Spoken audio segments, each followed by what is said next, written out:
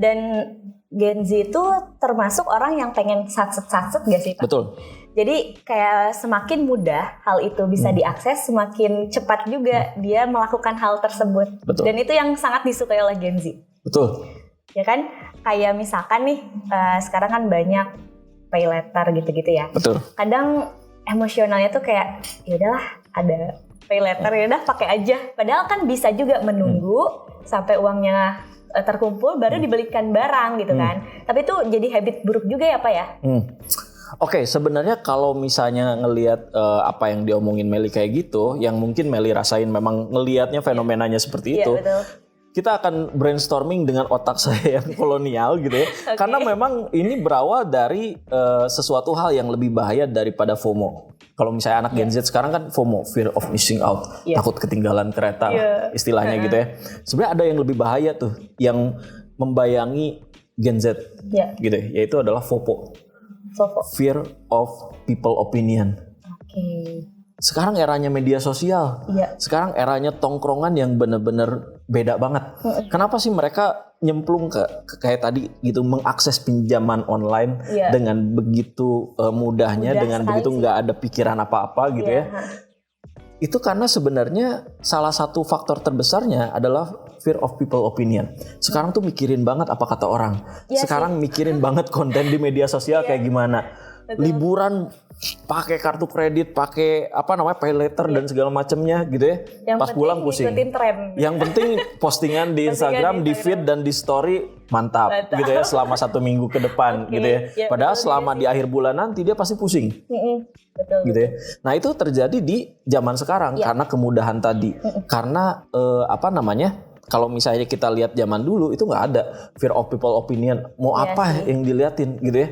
Jangan-jangan kita mentereng ada motor turun di depan aja gitu ya, orang-orang udah jadi bahan omongan tetangga gitu kan. Iya sih. Betul. Nah ini kalau zaman sekarang kan beda gitu ya, tongkrongan tuh kayak ngerasa nggak enak. Aduh kalau aku nggak pakai iPhone tuh gimana gitu ya. Iya, apa kata orang. Iya, apa kata orang. Terus kalau misalnya kita datang nongkrong terus pakai baju yang sama, kayaknya gimana gitu ya. Betul. Saya nggak cerita ini terjadi sama cewek doang. Nggak, saya nggak pernah bilang bahwa ini masalah cewek, bukan. Karena cowok pun pasti ngalamin. Oh gitu ya? Iya, ketemu sama misalnya teman-teman yang seneng motor gitu ya.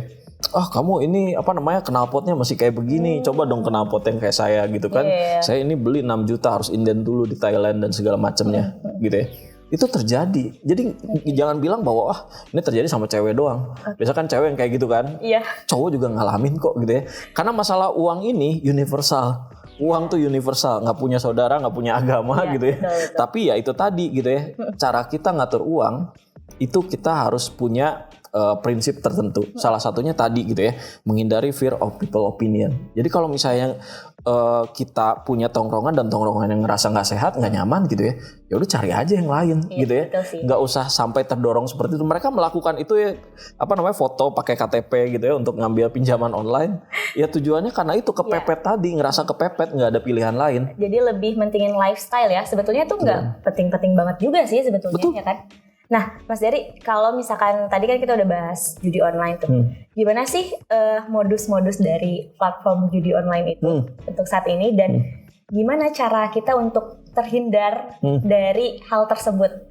Ya, sebenarnya kalau saya pikir ini sebenarnya jalurnya itu sama kayak bikin orang ketagihan narkoba, kasih dikit, kasih coba dulu. Dikasih menang dulu.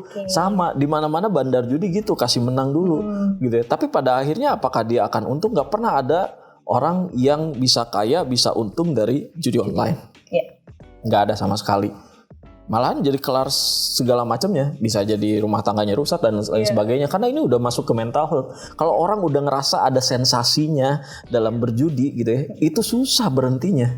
Gak bisa sampai habis buat rumah dan aset segala macamnya nggak kerasa. Karena apa? Ada sensasi di otaknya yang harus dibenerin. Caranya gimana? Ya gimana caranya dia tidak mengakses itu? Nggak pegang HP kayak sama kayak masuk ke rumah sakit jiwa juga, benar-benar di netralisir supaya nggak masuk ke situ lagi.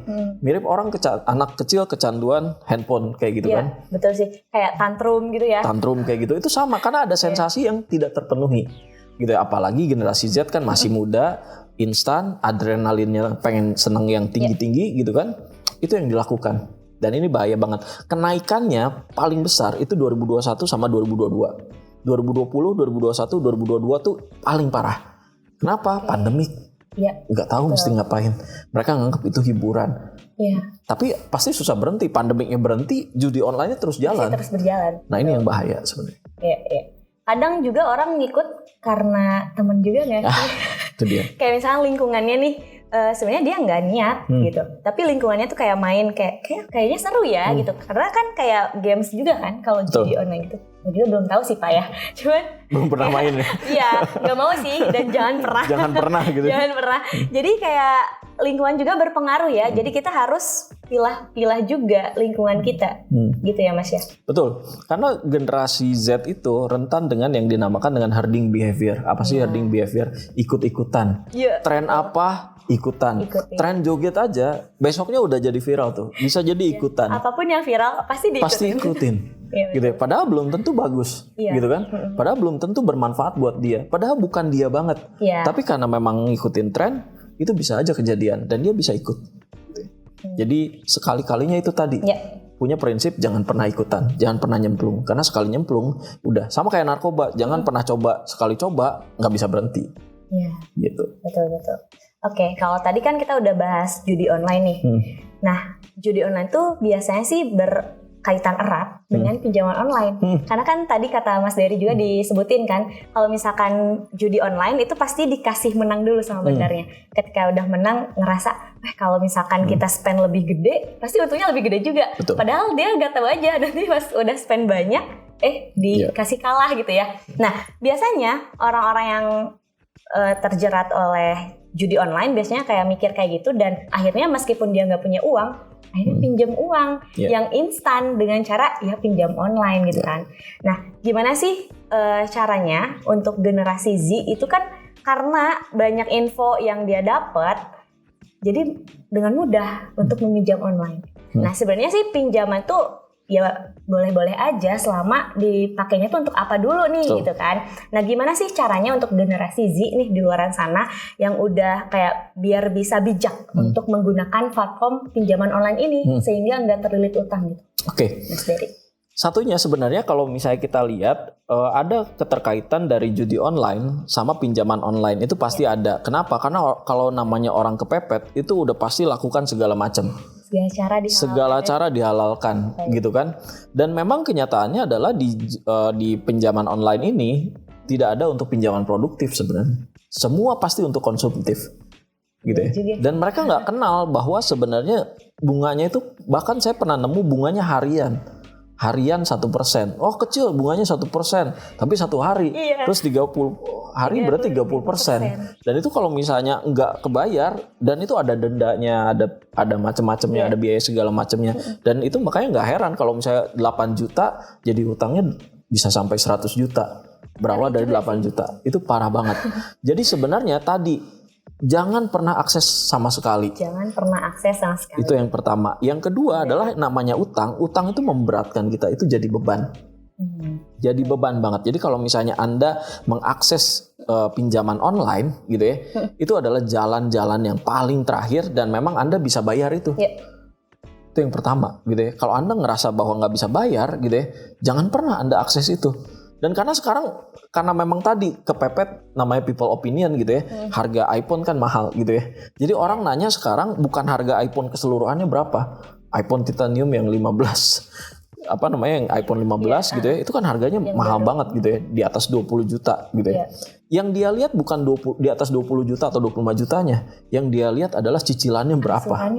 Angsurannya per bulan berapa. Dia nggak tahu bahwa setiap bulan gitu ya, selama periode tertentu dia harus melakukan pembayaran itu. Sedangkan dia juga nggak tahu bahwa bulan ini uang jajannya cukup atau enggak, uang gajinya cukup atau enggak gitu ya.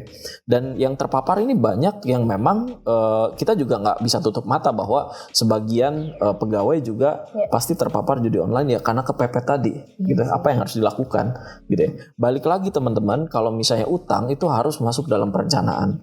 Kalau misalnya perencanaan itu bukan cara minjemnya, perencanaan itu adalah cara bayarnya gimana, gitu ya. Makanya kalau misalnya apalagi dengan judi online ini, dengan pinjaman yang bunganya setinggi ini, saya rasa teman-teman harus berpikir ulang ketika teman-teman mau mengakses gitu ya, pinjaman online tadi. Oke.